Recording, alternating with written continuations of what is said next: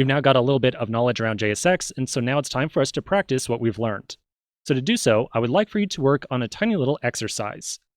In this exercise, you're going to make some changes to the component screen component that we just put together. So inside there, I would love for you to show two separate text elements. The first element should say, getting started with React Native, and it should have a font size of 45, as you see right here. Then the second element should say, my name is blank, and have a font size of 20.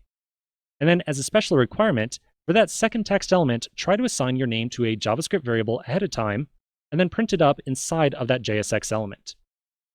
As a quick side note here, you'll notice that each of these different text elements should have a different font size. Just as a quick aside, down here inside this styles object right here, we can add in as many different separate groups of styling as we want. So let's say that we want our first piece of text to have this font size of 30. If we then wanted to have a second piece of text and style it, we can add in a comma, and then maybe we would create another style object inside of here called like subheader style, because in this case, this kind of is a subheader right here. And then we could apply an object to it and put in our own set of styling rules inside of here with maybe like a font size of 20 or whatever else.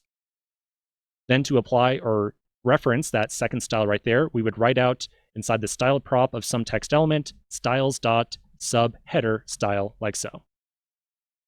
Okay, I'm going to undo that change really quickly.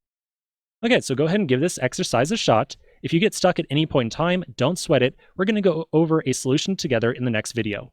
In addition, if you just don't feel like doing this exercise at all, no problem, just skip to the next video.